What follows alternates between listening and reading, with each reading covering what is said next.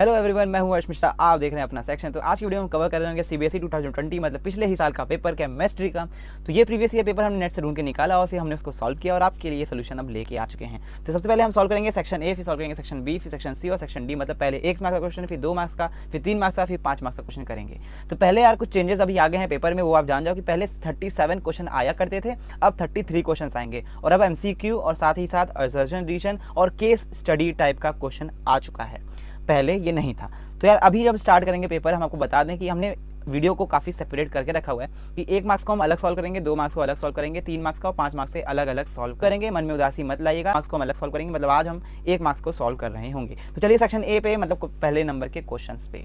तो हमें एक पैसेज गिवन है। पैसेज क्या लिखा हुआ है? The substitution reaction of alkyl halide mainly occur by SN1 SN2 mechanism. जी हाँ, बिल्कुल सही लिखा हुआ है। कोई भी अल्काइल हैलाइड होगा, उसका अगर सब्स्टिट्यूशन रिएक्शन हम करेंगे तो या तो वो SN1 रिएक्शन होगा या तो वो SN2 मैकेनिज्म को फॉलो करेगा।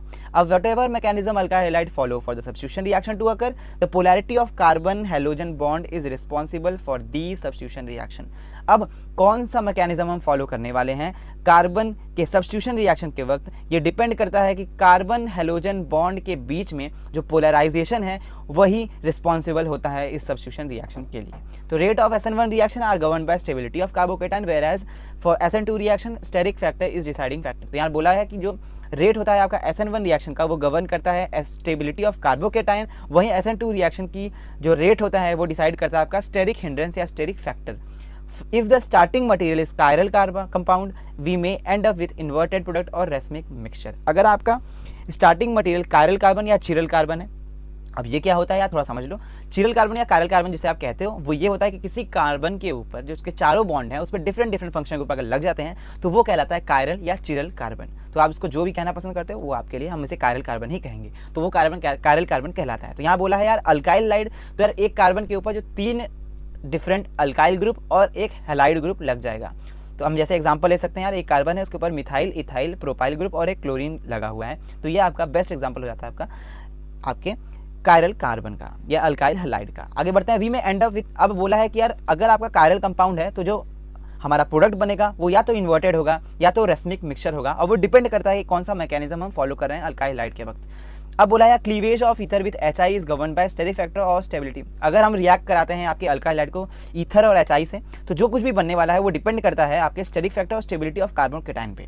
तो यहाँ पर एक बात समझ में आ जाती है, which indicate that in organic chemistry these 2 major factor help us in deciding the kind of product form. तो यार पैसेज में सिर्फ इतना ही लिखा था कि चाहे हम कोई भी ऑर्गेनिक रिएक्शन करा दें आपके अल्काइल हैलाइड का, मतलब सब्स्टिट्यूशन रिएक्शन कराएंगे, तो ऑर्गेनिक केमिस्ट्री में एक बात ध्यान देना है, वो है स्टेरिक फैक्टर और स्टेबिलिटी ऑफ कार्बोकेटाइन। वही डिसाइड करेगा कि किस टाइप का प्रोडक्ट फॉर्म होने वाला है। अब बढ़ते हैं क्वेश्चन की तरफ। उसके बाद उससे पहले हम थोड़ी बातें सीख लेते हैं जो हमने इस पूरे पैसेज में सीखा। पहली बात हमने सीखा यार, अगर आपका कोई SN1 मैकेनिज्म फॉलो हो रहा है तो उसको डिसाइड करेगा आपका कार्बोकेटाइन, और SN2 मैकेनिज्म हो रहा है तो उसको डिसाइड करेगा उसके रेट को स्टेरिक हिंड्रेंस या स्टेरिक फैक्टर। आगे बढ़ते हैं। SN1 अगर आपका मैकेनिज्म अगर फॉलो हो रहा है तो जो प्रोडक्ट फॉर्म होगा वो होगा आपका रेसमिक मिक्सचर। वहीं अगर SN2 मैकेनिज्म फॉलो किया जा रहा है तो बनेगा आपका इन्वर्जन होगा कॉन्फ़िगरेशन में। अगर बात करते हैं यहाँ पे एक और वर्ड यूज किया गया था, वो है कायरल कार्बन। तो कायरल कार्बन क्या होता है? एक कार्बन के ऊपर जो उसके चारों बॉन्ड है वो डिफरेंट मिथाइल ग्रुप अगर लग जाते हैं तो वो कहलाता है आपका कायरल। तो आ जाता है क्वेश्चन के ऊपर। क्वेश्चन पहला क्वेश्चन है, predict the stereochemistry of product form if optically active alkyl halide undergo substitution reaction by SN1 mechanism. तो पहला वर्ड क्या किया गया है? Optically active alkyl halide. इसका मतलब कि हम कायरल कार्बन की ही बात कर रहे हैं, क्योंकि आपका जो ऑप्टिकली एक्टिव क्या होगा, कायरल कार्बन ही होता है आपका ऑप्टिकली एक्टिव। और हम मान लेते हैं कि एक कार्बन है, उसके जो चारों बॉन्ड है उस पर 3 बॉन्ड जो है वो आपके डिफरेंट मिथाइल ग्रुप लगे हुए हैं और एक आपका हैलाइड ग्रुप लगा है। तो अगर हम उसका SN1 मैकेनिज्म से सब्स्टिट्यूशन रिएक्शन करते हैं तो वो हमें रेसमिक मिक्सचर देगा। तो हर जो पूछा है प्रोडक्ट का स्टीरियोकेमिस्ट्री, तो हम वहाँ लिखेंगे रेसमिक मिक्सचर और ब्रैकेट में लिखेंगे बाय रेसमाइजेशन। आगे बढ़ते हैं। Name the instrument use for measuring angle by which the plane polarised light is rotated. अगर आपने हेलो एल्केन और हेलो एरीन में ये टॉपिक अगर नहीं पढ़ा है तो एक बार रिवाइज कर लीजिएगा। एक पोलराइमीटर नाम का एक डिवाइस होता है जिसका यूज किया जाता है आपके प्लेन पोलराइज्ड लाइट के एंगल जिसपे वो बेंड। आगे बढ़ते हैं यार। Predict the major product form when 2 bromopentane react with alcoholic KOH। आपका जब एल्कोहलिक KOH आपके 2 ब्रोमोपेंटेन से रिएक्ट करेगा तो क्या बनेगा। तो यार जब भी आपका एल्कोहलिक KOH होता है यार, जब भी होता है तो वो आपका करता है एलिमिनेशन रिएक्शन, और इस टाइप के एलिमिनेशन रिएक्शन को बीटा एलिमिनेशन कहते हैं। अब ये कैसे होता है ध्यान से देखो, तो इसमें एक तरफ आपके ज़्यादा कार्बन प्रेजेंट है, एक तरफ कम कार्बन प्रेजेंट है। जहाँ पे ज़्यादा कार्बन प्रेजेंट होते हैं वहाँ का वो कार्बन जो आपके मेन कार्बन से कनेक्टेड है, तो उसके एक हाइड्रोजन को और उस कार्बन पे लगे ब्रोमीन या हैलाइड ग्रुप के साथ में हम उसे निकाल देते हैं, जो कि हमारा HBr बनता है। और जो सिंगल सिंगल बॉन्ड बच जाते हैं उसको जोड़ के हम डबल बॉन्ड बना लेते हैं, तो ये कहलाता है हमारा CH3 CH double bond CH CH2 CH3। मतलब आपका बन गया आपका पेंट-2-ईन प्लस HBr आपका बन गया। वहीं अगर आप आते हैं क्वेश्चन नंबर 5 की, जो क्वेश्चन नंबर 4 जो था आपके कट चुका था सिलेबस से, तो हमने इस क्वेश्चन को नहीं लिया है। तो क्वेश्चन ये है कि right the structure of product form when anisole is treated with HI। तो जब आपका एनिसोल ट्रीट किया जाता है HI से, तो देखिए क्या बनता है। एनिसोल अगर आपको नहीं पता है तो बेंजीन के ऊपर OCH3 लगा देते हैं, तो वो कहलाता है एनिसोल। जब उसको HI से रिएक्ट करते हैं तो हमारा CH3I बन जाता है और आपका फेनॉल ग्रुप भी साथ में बनता है। अब आते हैं 1 नंबर कुछ क्वेश्चंस पे। तो यार पहला क्वेश्चन है, identify which liquid will have a higher vapour pressure at 90 degree Celsius if the boiling point of the 2 liquid A and B are 140 degree and 180 degree Celsius respectively. तो यार question में बोला है कि एक लिक्विड है A, एक liquid है B, दोनों का बॉइलिंग पॉइंट 140 डिग्री और 180 डिग्री सेल्सियस हमें गिवन है। अब यार एक पॉइंट है, एक चीज़ है जो आपने अगर पढ़ा हो तो ठीक है, नहीं पढ़ा हो तो मैं बता दूँ, आपका जो वेपर प्रेशर होता है वो इन्वर्सली प्रोपोर्शनल होता है बॉइलिंग पॉइंट के। तो यार वेपर प्रेशर के अगर वो इन्वर्सली प्रोपोर्शनल है तो सीधी बात है जिसका बॉइलिंग पॉइंट ज़्यादा होगा उसका वेपर प्रेशर कम होगा। तो लिक्विड A का जो बॉइलिंग पॉइंट है वो कम है लिक्विड B के मुकाबले, तो लिक्विड A का ही वेपर प्रेशर ज़्यादा होगा। तो आगे बढ़ते हैं, क्वेश्चन नंबर 7, 8, 9, 10 आपके सिलेबस में नहीं थे तो हमने इसे हटा दिया है। क्वेश्चन नंबर 11 पे आते हैं, जो कि आपका MCQ बेस्ड क्वेश्चन है। तो इसमें लिखा है कि out of the following the strongest based in aqueous solution is A मिथाइलामाइन, B डाइमिथाइलामाइन, C ट्राइमिथाइलामाइन, D aniline. तो यार पहला, दूसरा, तीसरा ऑप्शन जो है वो आपका एलिफेटिक अमाइन है, वहीं आपका चौथा ऑप्शन एनिलीन जो आपका एरोमेटिक अमाइन है। और बात की जा रही है एक्वस फेज में, तो अगर आपका एक्वस फेज में बात करें तो एरोमेटिक अमाइन जो होता है वो लिक्विड एक्वस फेज में आपका लीस्ट बेसिक हो जाता है। वहीं अगर एलिफेटिक की बात करें तो वो सब लीस्ट बेसिक नहीं होते।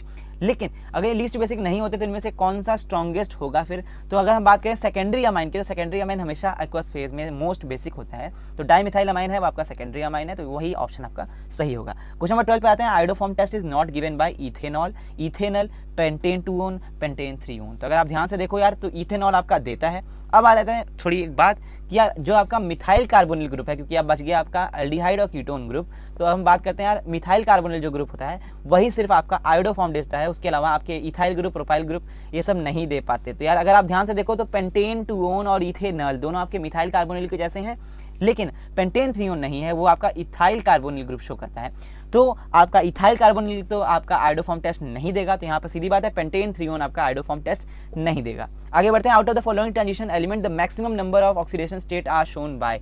तो आपको कुछ ट्रांजिशन एलिमेंट दिए हैं, स्कैंडियम, क्रोमियम, मैंगनीज, आयरन को देख के आपको एक बात तो याद आ गई, 3D सीरीज।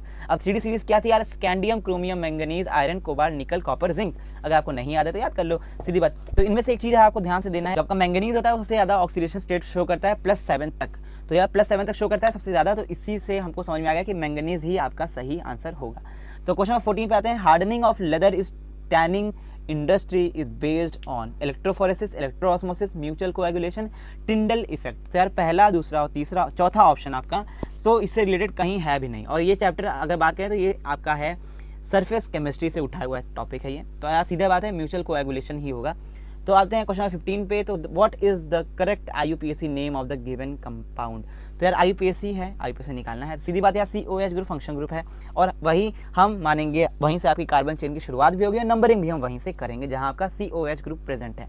तो नंबरिंग करते हैं, तो देखिए आपके सामने ही आपको दिख रहा है सबसे लॉन्गेस्ट चेन, देखिए ये रही। और अब अगर हम इसका करें तो ये देखिए 1 2 3 4 5 5 कार्बन है, तो इसका मतलब यहाँ बात करें तो यहाँ पर आपके 4 कार्बन आपको दिख गए, तो इसका नाम होगा 2,2 डाइमिथाइल ब्यूटेनोइक एसिड। तो आपको पहला ऑप्शन जो है और ये कुछ इस तरीके से दिख रहा है, तो यही आपका करेक्ट IUPAC होगी। तो यहाँ पर खत्म करते हैं इस वीडियो को यार। अब हम करेंगे अगली वीडियो में अजर्सन रीजन, और उसके बाद फिर हम सॉल्व करेंगे 2 मार्क्स के, फिर 3 मार्क्स के, 5 मार्क्स के क्वेश्चन। अगर आप मेरे चैनल पे नए हो तो चैनल सब्सक्राइब करो, आपको समझ में आ गया होगा क्यों हमने इस वीडियो को अलग अलग पार्ट में डिवाइड किया है, नहीं तो ये वीडियो बहुत लंबी हो जाती है और बहुत ज़्यादा प्रॉब्लम भी करती है। तो यार अगर आप मेरे चैनल पे नए हो चैनल सब्सक्राइब करो। आज की वीडियो हमने सॉल्व किया 1 मार्क्स के क्वेश्चन और कई सारी बातें नई नई सीखी, तो आप उम्मीद है आप सभी को समझ, आप शेयर करो। मिलेंगे आपको नेक्स्ट वीडियो में।